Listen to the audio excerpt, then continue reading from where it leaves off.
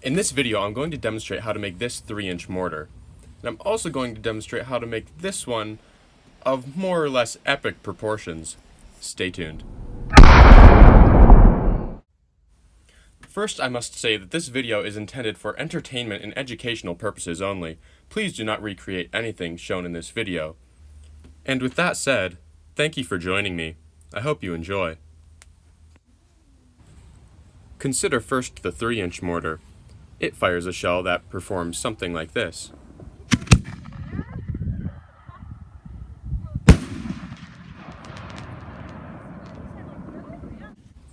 In real life, those are pretty big, so you can just imagine what a mortar of this size would be capable of. Now, I've never made a 5-inch shell, but I can only imagine it's impressive. The first thing to consider when making a mortar tube is what it's made of. There are 3 accepted materials, the first of which is high-density polyethylene. That's the same plastic they use to make milk jugs, and if a shell were to go off in the tube, it would more or less tear it rather than create shrapnel. The second is fiberglass, and if a shell were to go off prematurely in this tube, it would shred it, and again, not throw shrapnel. And the third accepted material is paper. If a shell goes off in here, it'll more or less make a little bit of confetti. Materials to be avoided at all costs are PVC or any kind of metal, and again, just stick to those 3 accepted materials. This tube is pulled from an old firework cake, and if you're making one this small, you can see the professionals just plug it with some bentonite clay. The first method of plugging the tube I'm going to be demonstrating is with cement. The first thing to do is to use a water-resistant wood glue to create a protective barrier in between the paper and the wet cement. And you want to make sure that you're using enough glue that you do create an effective barrier, but not so much that it's a major mess. Here you can see about what I'm going for.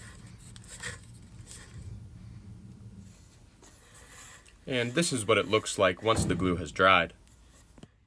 It's at this point that we're ready to move on to the next step. And that's to drill in some screws so that the cement has something to grab and doesn't just blow out the bottom under pressure. For that purpose, I'm using these 1-inch drywall screws, simply because I have a plethora of them. You can see I'm just going to use an electric drill to drill these in, and I'm using 8 in total.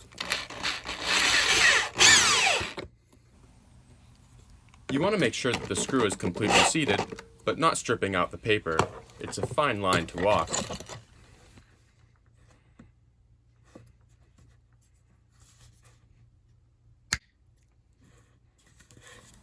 And there you can see all 8 of the screws drilled into place. It looks something like that from the top down. Next, I'm going to wind a coat hanger into a spiral just to help reinforce that cement. And I cut off the ends just to make things a little bit neater because they have kind of a funny shape to them. And then you can see I'm just winding it into a spiral, using pliers for the tight parts, and then once it gets a little bit easier, just using my bare hands for the rest.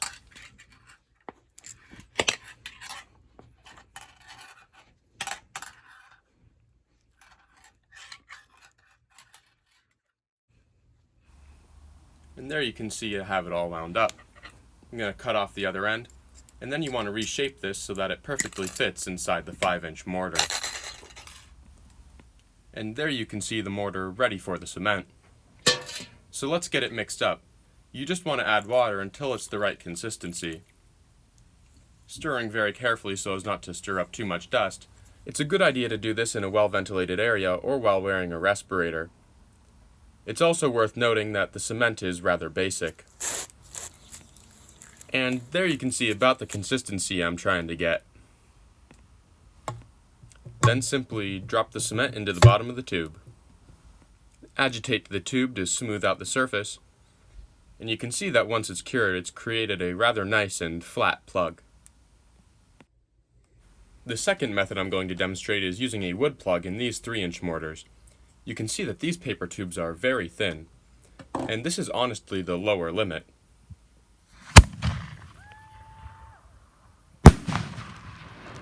You can see that they obviously still work, but a tube like this is a much more reasonable size.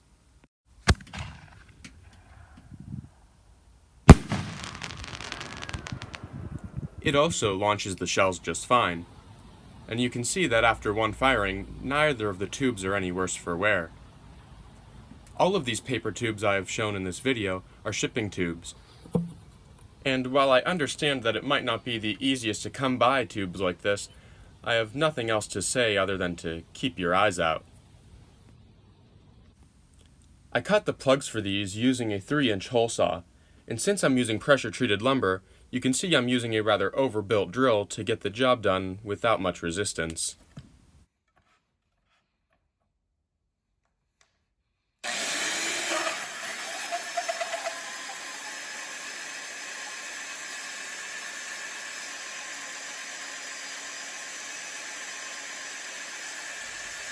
It's often nice to drill halfway through on one side and then flip the board and drill from the other side so as to keep friction at a low.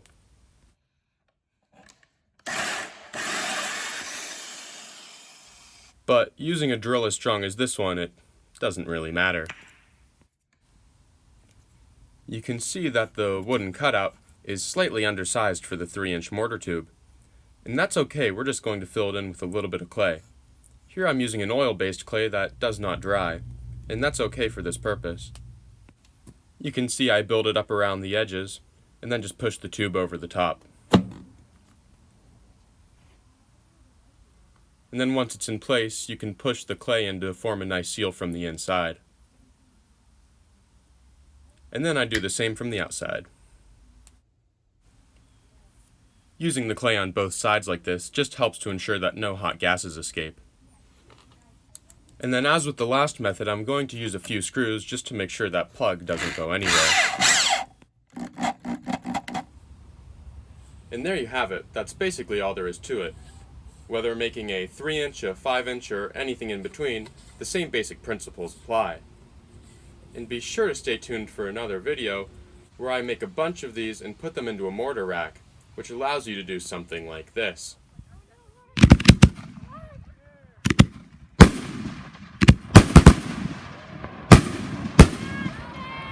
So, stay tuned for that video. And I know I didn't demonstrate the use of the 5-inch mortar at all, so maybe I'll have to use it to make a fireball. Comment below if that's something you're interested in seeing. Anyway, that's all I have for this video. If you enjoyed it, please give it a like and consider subscribing. I thank you for sticking around till the end, and I hope to see you next time. Thanks.